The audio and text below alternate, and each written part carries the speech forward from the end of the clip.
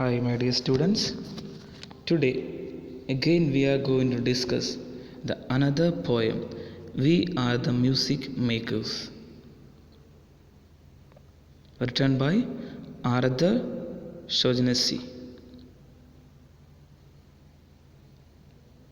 The ode, popularly known by its first line, "We are the music makers," is the first poem in the collection of Music and Moonlight by Arthur Shaughnessy. The ode is a treatise to artists across different realms. It uses various euphemisms like music makers, dreamers of dreams, movers and shakers to implore the artist and serenade their achievements.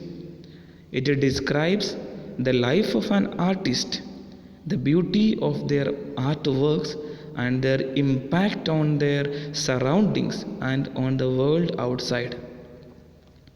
This poem is the origin of the popular phrase movers and shakers. Although the original version has 9 stanzas in total, it is believed only to be 3 stanzas long due to the abridgment in Palgrave's collection. The ode is alluded to in a range of artistic expressions, including orchestras, feature films, rock and pop bands. Even the line "We are the music makers and we are the dreamers of dreams" was played at the 89th Academy Awards in Memoriam section. Here the poet denotes that artist, let it be any kind of artist, whether it's a musician or a painter or an actor or any kind, he says that they create the world, they dream about the world, they make changes in the world. That is what he says.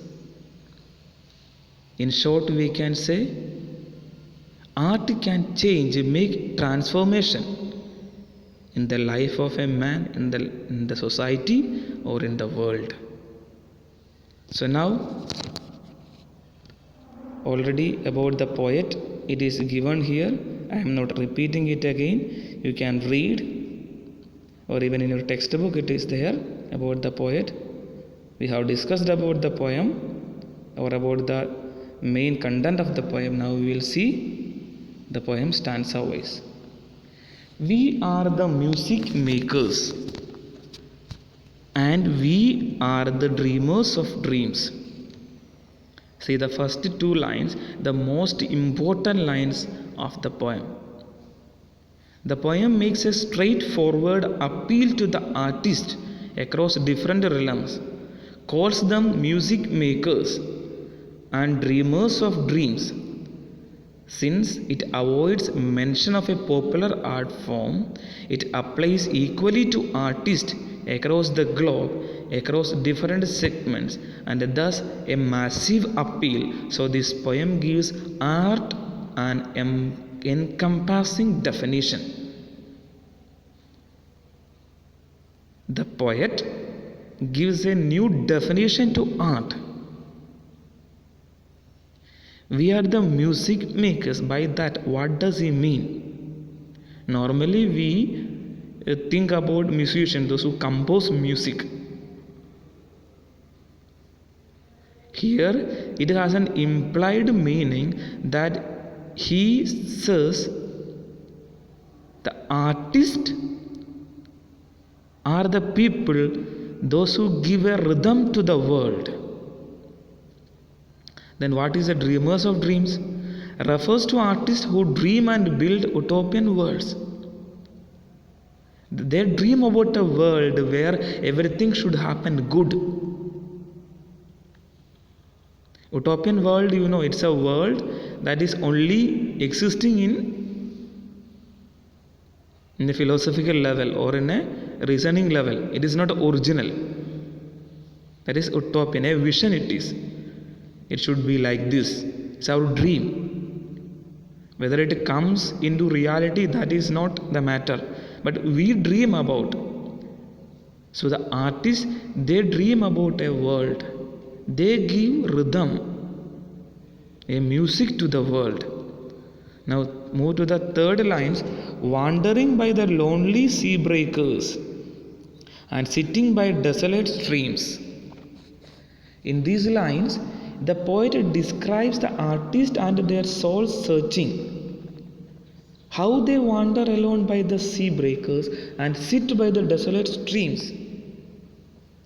The poet tries to focus on the dissolution of spirits of these artists, an ache in their hearts that actually shapes up their creativity, which is worth such admiration. World losers and world forsakers, upon whom the pale moon gleams. Yet we are the movers and shakers of the world, for even it seems.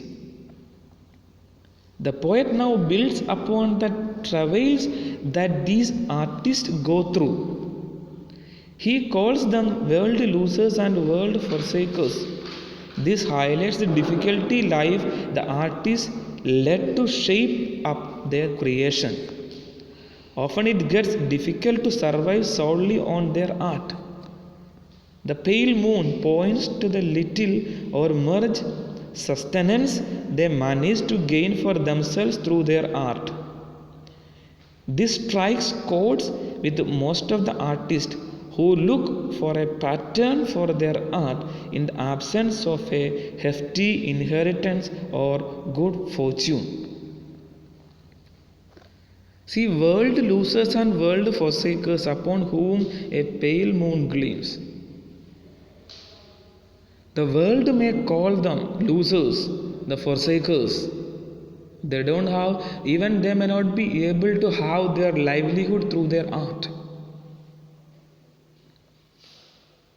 They cannot attain enough money, or they may not get enough popularity.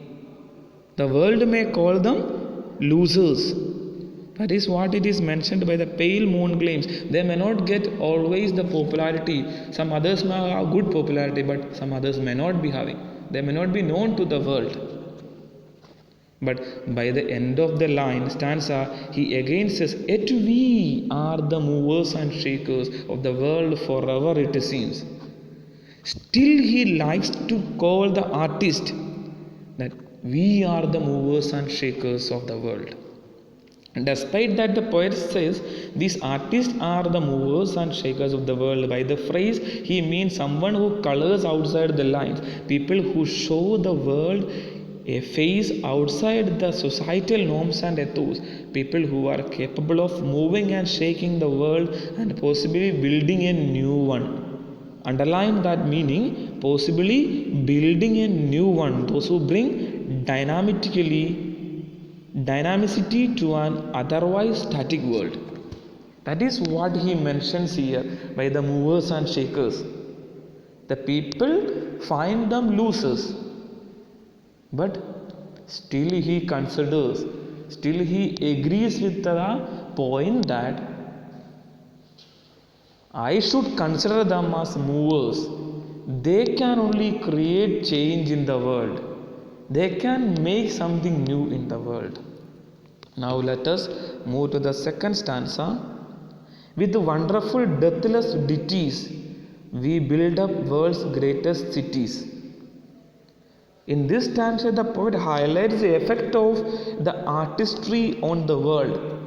The wonderful, immortal, deathless means immortal, everlasting. Songs created by the artist's soul are capable of building the world's greatest cities. Through the poems, through their creative works, they create new things. They are capable of building the world's greatest cities. They are capable of building and rebuilding new cities, new settlements, new civilization by arousing radical thoughts, feelings, and realizations in people's mind. We have to think Or we have, when we look into the history, we can see through the great literary works, the world changed a lot. The revolutions happened. Many changes happened in the world. So he says, we create new cities through our works. And out of a fabulous story, we fashion an empire's glory. Similarly, out of a fabulous mythic story, they can fashion a glorious empire. This means that the fantasy that comes to an artist's mind can shape up things he builds. It is, after all, poems, stories, songs, paintings, and other arts that marks the glory of a civilization. We often talk about the artistic height of an empire to judge its greatness. One man with a dream at pleasure shall go forth and conquer a town, a crown, and three with a new song's measure can trample an enemy down. The poet further says that one man with a dream and adequate opportunity at hand can give that dream a concrete structure. He is the one who shall go ahead and conquer a crown. It is the element of fantasy and something mythic that allows anyone to move forward and outdo themselves. The crown refers to an extraordinary achievement. The poet adds to say, if more people come together on any such new novel idea, they can trample an empire down. The huge is the potential of artistry. At its symbolic height, it reminds one that popular adage, the pen is mightier than the sword. The artist can bring more change in people's mind than anyone else. By hearing the speech of Mark Antony, the people turned against Brutus. That was the power of an art form, speech. By reading the famous books of the famous philosophers, the French Revolution happened. These all are the historical evidences. So he says through the poem, an artist can create the world, at the same time he can trample an empire down. He can bring down an empire. Example, I said the French Revolution. That is the power of an art form. So now let us move to the last stanza. We in the ages lying in the buried past of the earth built Nineveh with our sighs and Babel itself with our mirth. In the third stanza of the ode, we are the music makers. The poet continues to applaud the power of artists. The artists were present in all ages. In the past, the artists built the ancient city of Nineveh that was abandoned in 612 BC. Sighing probably means the torture those enslaved people received to build the buildings, streets and all. Again, Babylon was created with mirth, with the artists like the architect and sculptors working together happily. So these are the two references from the Bible, Nineveh and Babel. It is the two cities, or can be called as two works, and overthrow them with prophesying to the old of the new world's worth. For each age is a dream that is dying, for one that is coming to birth. The poet says that artists are capable of overthrowing the old world with their prophecy of a new world. According to him, each age is a result of dream of these artists, this is again replaced by another dream of their own. So their dream is capable of replacing themselves to give birth to a new dream of a new modern world. This highlights the chain reaction that such an idea initiates. It goes on to kill art is thus not possible. Art survives when nothing does, and the men who think and dream, the music makers, are really important and immortal in this world. By the ending line, he says, you can kill an artist, but there is another artist who can give meaning to the work already done by another artist. So you can kill an artist, but you cannot kill an art. So you can kill the people, but you cannot kill the ideas. The ideas will come. The ideas will develop from ideas to ideas. It will create a new world. That's why he speaks about or speaks the artists as the movers and shakers, or they are the makers of the world. They give a new meaning to the world. They create the world. Their ideas create meaning to the every movement of the world. So now let us see what is the main theme. Already I said it in the introduction. What is the main theme the poet tries to discuss in the poem? The main theme is the transformative power of art. Though artists such as musicians, poets, painters are regarded by many as escapists wandering by lone sea breakers and sitting by the desolate streams, their art and ideas inspire the society. Though art does not directly cause any physical change, it acts as a catalyst to cause that change. Though the artists do not indulge themselves in physical action, their immortal art still makes them movers and shakers. That is what? Again and again the poet gives stress on the idea. It is not the artist important. Their works, their ideas, that changes the world.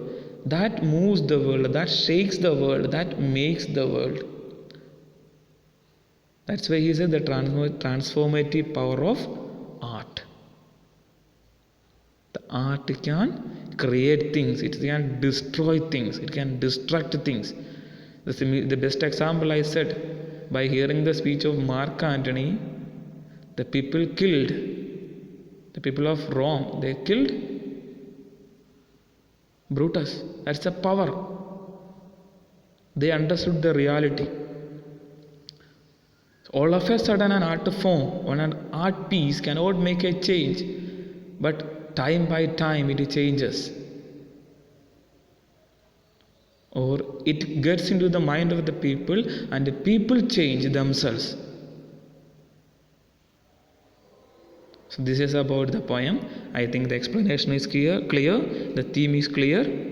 You please, as I recommend, you please read the poem. You please read the explanation that is given in the workbook. Complete the workbook exercise. If there is any doubt regarding this, you please comment in the comment box. We will solve it. And that's for today. Thank you.